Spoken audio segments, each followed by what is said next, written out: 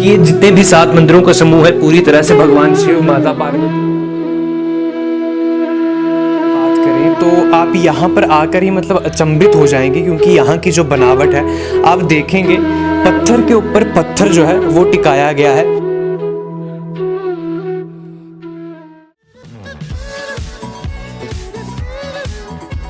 प्राकृतिक खजाने से लबालब जम्मू कश्मीर की धरती पर हर कोई आकर बसना चाहता है, और ये आज की बात नहीं, लंबे समय से ऐसा ही होता आ रहा है। जी हाँ, नमस्कार, मेरा नाम है सौरभ कल्याण और धर्म यात्रा के इस एपिसोड में आज हम आपको लेके आए हैं क्रिमची के मंदिरों में। वो मंदिर जो आज के नहीं हैं, जो महाभारत के समय के और जिनका निर्माण खुद पांडवों ने किया था। तो चलिए मंदिर में ले चलते हैं आपको और मंदिर का थोड़ा सा इतिहास जानते हैं और मंदिर के परिसर में चलते हैं।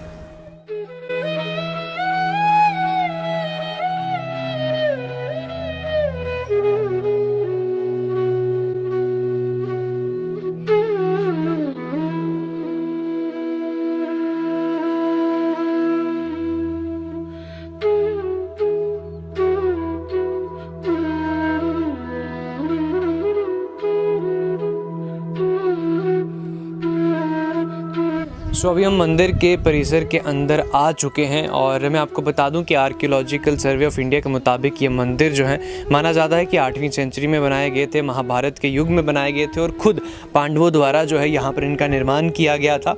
और टोटल अगर मैं बात करूँ तो 7 मंदिरों का ये समूह है और इन्हीं 7 मंदिरों का जो समूह है, ये 7 के 7 मंदिर जो हैं भगवान शिव, माता पार्वती, भगवान गणेश और भगवान विष्णु को जो है पूरी तरह से प्रेरित किया गया। और आप इनकी अगर बनावट देखें तो इनकी बनावट से ही जो वो प्राचीनता है वो झलकती है।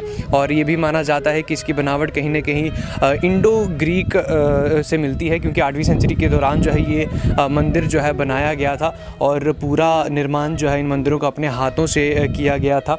और बहुत ही एक मैं कहूँगा कि सुकून सा मिलता है यहाँ पर आके, वो प्राचीनता जो है यहाँ के मंदिरों में झलकती है।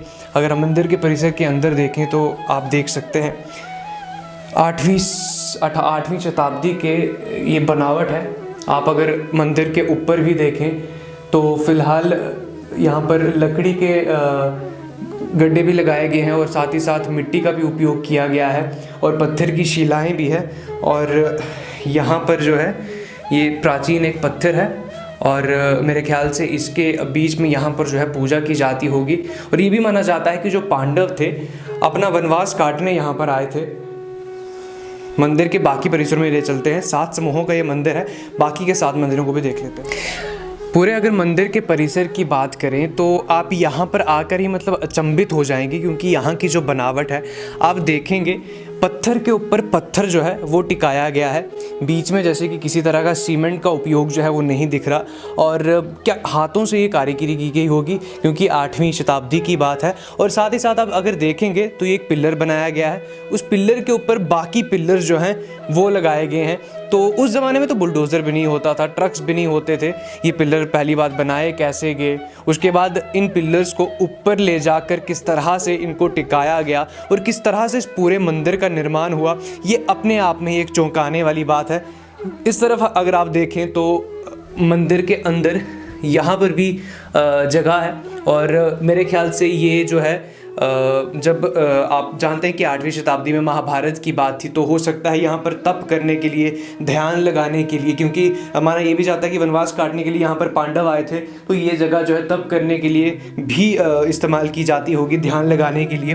क्योंकि ये जितने भी 7 मंदिरों का समूह है पूरी तरह से भगवान शिव, माता पार्वती, श्री गणेश और भगवान विष्णु को समर्पित है, तो यहाँ पर उनका ध्यान किया जाता होगा। और अगर बाकी मंदिर के परिसर की बात करें, आगे चलते हुए ये दूसरा एक बड़ा मंदिर आता है और इसमें ख़ास बात मुझे ये दिखी कि आप देखेंगे तो ये मंदिर के ऊपर भी शिवलिंग बनाया गया है। और आप अंदर की बात करें तो यहाँ पर जो है ये जगह है, खाली जगह है। हो सकता है किसी ज़माने में यहाँ पर कोई मूर्ति रही होगी, लेकिन वक्त के साथ वो मूर्ति या तो कोई उठा ले गया होगा या वो मूर्ति गायब हो गई होगी, क्योंकि ये चारों तरफ जो है खाली जगह बनाई गई है स्पेशली तो हो सकता है कि मूर्ति रखने के लिए ये जगह जो है पूरी तरह से बनाई गई होगी। और पूरे मंदिर को जो है पांडवों ने निर्माण किया था 8वीं शताब्दी में। और अगर आप उस तरफ देखेंगे तो कबूतर भी आपको हमेशा इस मंदिर में घूमते हुए दिखेंगे। जब हम यहाँ पे मंदिर के परिसर में आए थे तो हमने मंदिर के अंदर ही 2 कबूतर देखे थे, वो हमें देखते ही फ़िलहाल उड़ गए, लेकिन पूरे मंदिर जो है यहाँ पर कबूतर भी रहते हैं। और जिस तरह से मैंने कहा कि मंदिर के चारों तरफ देखेंगे यहाँ पर भी स्पेशल 2 पिलर्स लगाए गए हैं छोटे, एंड बीच में एक छोटा सा मंदिर के बाहर ही एक मंदिर बनाया गया है। तो यहाँ पे भी ज़रूर किसी समय में कोई मूर्ति जो है वो रही होगी। अब घूम के हम सीधा मंदिर के अंदर चलते हैं।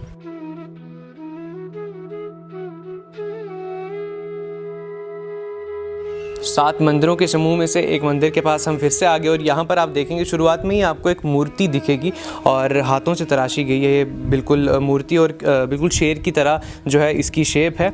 और बहुत ही मैं कहूँगा कि एक अच्छी बात ये भी है क्योंकि हमारी प्राचीन है, मतलब इतिहास है हमारा, और अभी तक जो है ये यहाँ पर है। तो मैं कहूँगा लकी है हम कि हमें अपना इतिहास जो है वो देखने को मिलेगा। और मंदिर के अंदर अब ले चलते हैं। मैं भी फर्स्ट टाइम आ रहा हूँ, मेरा फर्स्ट एक्सपीरियंस है।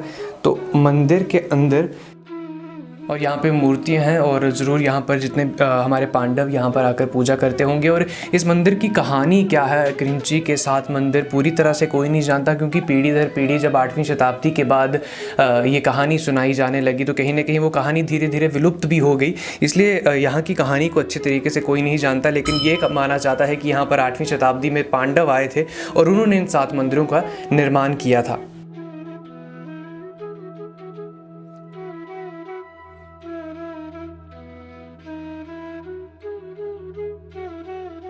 और यहाँ पर ये मंदिर जो है यहाँ पर शिवलिंग है, तो यहाँ पर ज़रूर शिव जी की पूजा की जाती होगी। और आप देख सकते हैं कि ये मेरे ख्याल से हाथों से बनाया गया शिवलिंग है। और उस ज़माने में भी जिस तरह से कहा जाता है ना कि सुपर नेचुरल पावर्स हुआ करती थी, कुछ ऐसी शक्तियाँ हुआ करती थी जिनका हम अंदाज़ा भी नहीं लगा सकते। और हमारा इतिहास इतना है, हिंदुस्तान का इतिहास इतना है कि हम उसको जितना खंगोलेंगे उसमें उतना डूबते जाएंगे, लेकिन इतिहास के बारे में मालूम जो है नहीं पड़ता होगा। लेकिन फ़िलहाल क्रिमची मंदिर यहाँ पर हमारे इतिहास को इस तरह से झलकाता है, मैं कहूँगा दर्शाता है कि मन मोह जाता है कि उस ज़माने में किस तरह का रहा होगा, कैसे ये सब होता होगा, मंदिर किस तरह से निर्माण किया होगा, पांडव यहाँ पर आए होंगे, उन्होंने वनवास काटा होगा, उसके बाद महाभारत का युद्ध जो है वो हुआ होगा। तो ये सब कुछ अपने आप में दिलचस्प बात है। तो हमें अपने आप को लकी मानना चाहिए क्योंकि जम्मू कश्मीर में इतनी प्राचीन जगहें हैं, इतना प्राचीन इतिहास है और ये इतिहास हमें संभाल कर रखना है, हमारा फ़र्ज़ बनता है। क्योंकि अगर हम संभाल कर नहीं रखेंगे तो हमारी आगे आने वाली पीढ़ियाँ जो है इतिहास को नहीं देख पाएंगी और हमारा जो पुराना कल्चर था वो देख नहीं पाएंगी। लेकिन मैं आपको बता दूँ कि क्रिमची के ये मंदिर 7 समूहों का मंदिर है। आर्कियोलॉजिकल डिपार्टमेंट के हिसाब से 8वीं शताब्दी में बनाया गया था और उधमपुर से सिर्फ 12 किलोमीटर की दूरी पर है। आप यहाँ पर आके विजिट कर सकते हैं, यहाँ पर मंदिरों के दर्शन कर सकते हैं और हमारे इतिहास से जुड़ सकते हैं। CBSE affiliated MV international school ठंडी खुई में नर्सरी से 12वीं कक्षा की एडमिशन खुल चुकी है। अगर आप चाहते हैं कि आपका बच्चा ब्रिटिश, अमेरिकी और कोरियाई international exchange programs, NCC, Byju's, Tata, robotics इत्यादि में भाग ले तो 12 नेशनल अवार्ड्स और ब्रिटिश काउंसिल के इंटरनेशनल स्कूल अवार्ड से सम्मानित MV इंटरनेशनल स्कूल आपके बच्चे के लिए है बेस्ट चॉइस। प्री नर्सरी से UKG के स्टूडेंट्स के लिए इस स्कूल की प्रेप विंग में सभी आधुनिक फैसिलिटीज हैं। तो MV इंटरनेशनल स्कूल में आइए और अपने बच्चे के सुनहरे भविष्य की सीट बुक करवाइए। एडमिशन के लिए कुछ ही सीटें बची हैं। हमारी ट्रांसपोर्ट जम्मू, सांबा और कठुआ जिलों में उपलब्ध है। और हाँ, इस साल एडमिशन फीस भी नहीं है।